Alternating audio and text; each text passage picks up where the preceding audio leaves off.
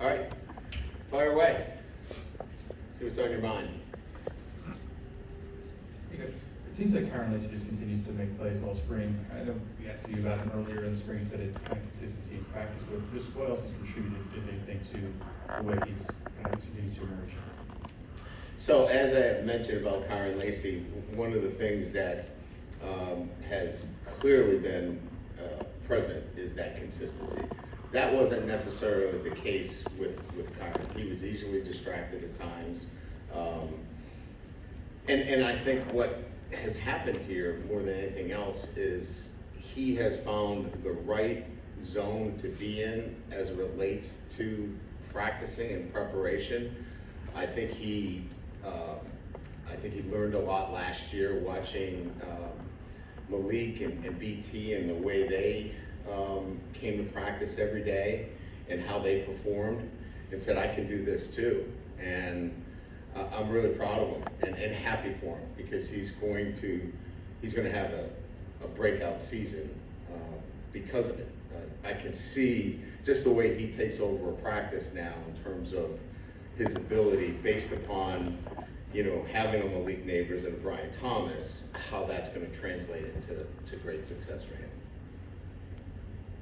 Right here, Coach. Last season we got to see the natural talent that Caleb Jackson had, and you mentioned just the journey for him to become more of a complete back. Just in going into year two, what have you seen just maybe from him understanding maybe pre-snap things, and just that, how has that journey continued? Yeah, I think that's been pretty good for Caleb. He is so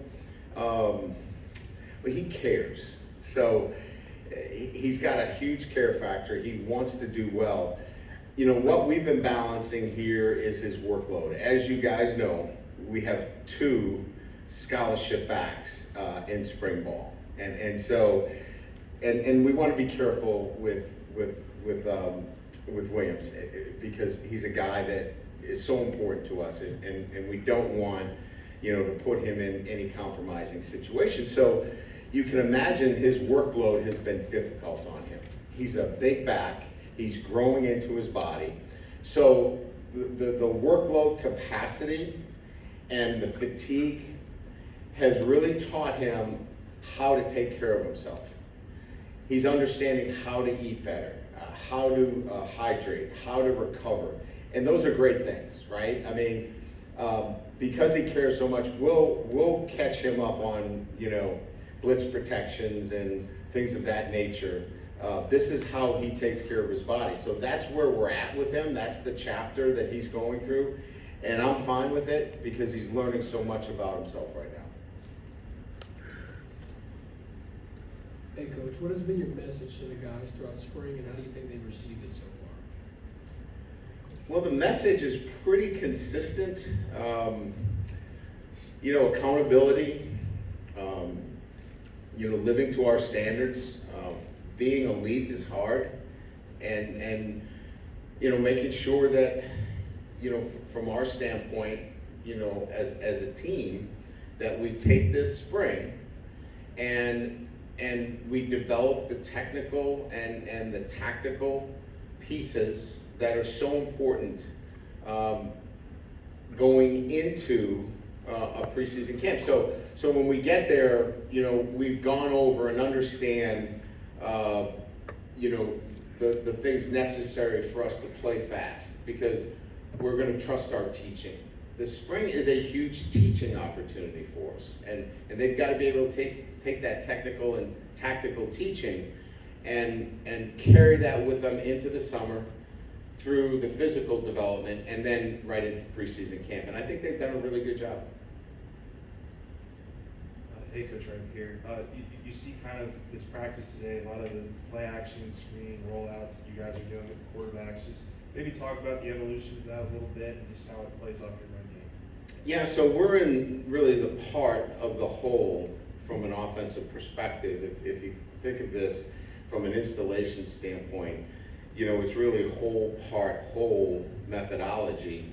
We put in, the entire offense, and then we want to focus specifically on the run game and the play action off of the run game some direct snaps, some boots, some move the pocket, and that's been a huge emphasis for us, as I mentioned a few times, is that we have to be centered more with tailback runs, making up for the loss of a Daniels who picked up quite a bit of yardage for us. We've really focused on those runs, and I'm really pleased with the development of the run game in the spring. We can see it, and we've got a talented offensive line. We're letting them really see some new things and do some things that we haven't done over the last couple of years, and it's quite exciting. Hey, we've seen some first team reps from PJ Woodland. Can you just give a little insight on how y'all choose which players are ready to enroll early and who's really going to participate a lot in spring ball? Yeah, look, we treat each one of those situations individually relative to early enrollment. First of all, it's a family decision. It's not our decision to make for an individual. First of all, they have to be a really good student. I think we all understand, the rigors of graduating early from high school. So I think the student has to be 100% committed to wanting to do that, as well as the family. We have a number of really talented young men that are great track athletes. They didn't want to miss track, so there are many factors that go into graduating early. On the other hand, there are many that wanted to be here for spring, right? So each one is case by case. I think there are great benefits of coming in early because you get the opportunity, like PJ gets a chance to take some reps, with the first team. So each one is case by case. We will support them. We're much more of a supporter in this. We're not saying you have to do these things, because again, if you want to be back for the prom, if you want to, have your spring and do what you do in the spring, we're going to support that as well. Yeah, Brian, right here. Who's some of the players on both sides of the ball who's taking really big leaps of improvement, really noticeable? The one guy that I really think has made more progress than any one individual player in coverage is Major Burns. Major was a bit sloppy last year in coverage. I know everybody would point to the interception against Missouri, which is singularly a huge play. But there were many times where he, we didn't have him in coverage on the right guy at the right time. He's been really, really good. I've been happy with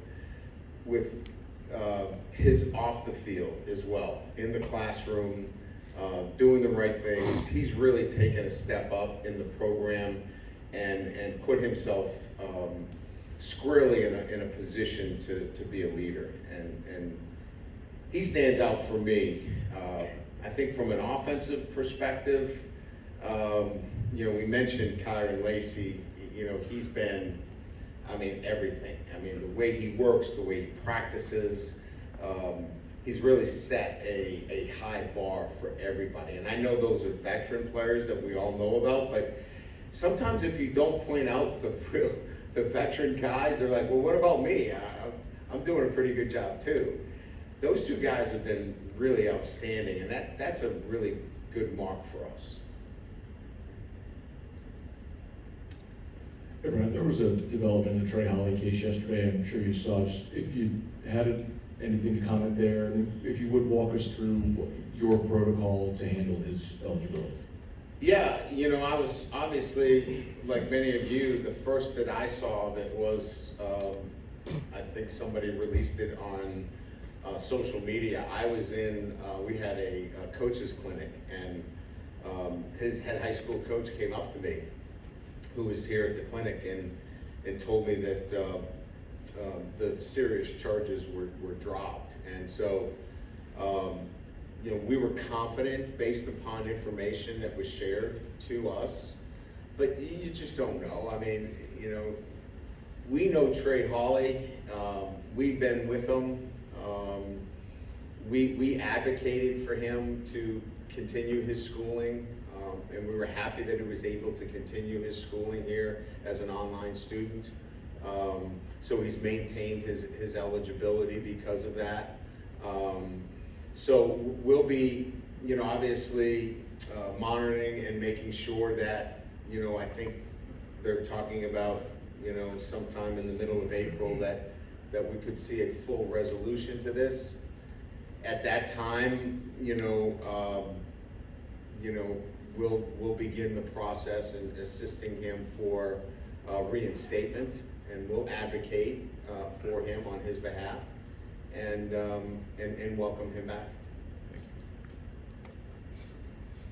And Brian, I guess sticking with the running backs, the challenges of only having 2 scholarship players during the spring, what's been the challenges for the coaching staff, trying to get those guys ready? And I guess what were the goals for that group coming in, and where are they in terms of what you guys have seen? Well, I think more than anything else, it's what I alluded to earlier, it's work volume. You can't run those guys into the ground and have a really good practice. Because at the end of the practice, you're doing, a lot of teamwork. And if you're running those guys into the ground, you really can't have the kind of reps that you're looking for. So, we brought in, 3 walk-ons who have done a great job.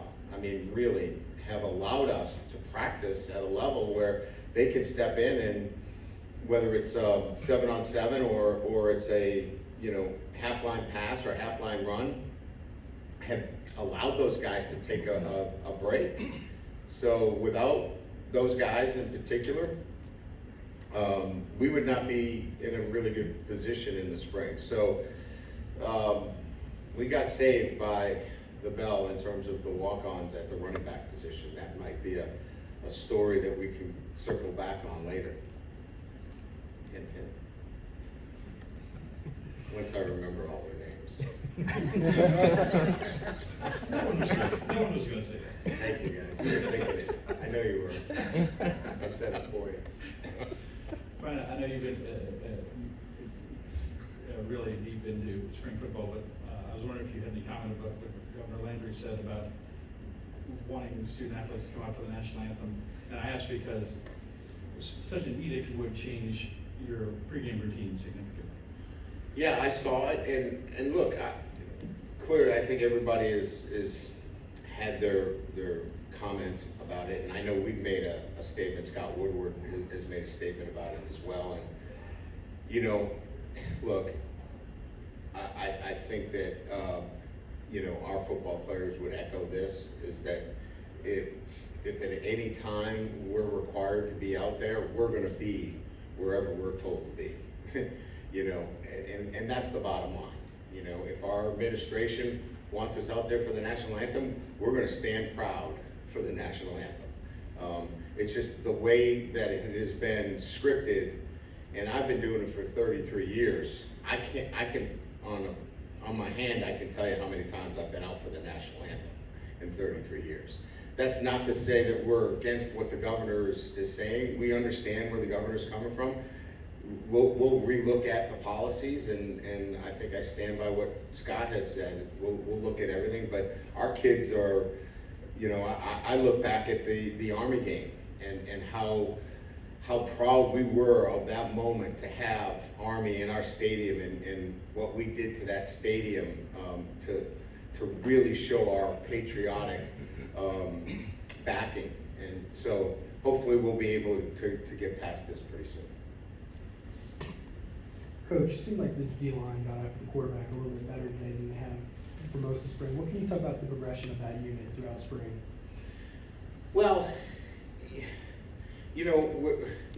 it's sometimes hard because, when we talk about the defensive line, you're talking about a combination of whether it's third down, and we have our third down pass rushers in there, because I don't know if you saw in one instance, we've moved, Braden Swinson inside, we've got Paris Shand inside, and then you've got on the edge, you've got Womack on the edge, you've got Harold on the edge. I mean, you've got a different configuration, right?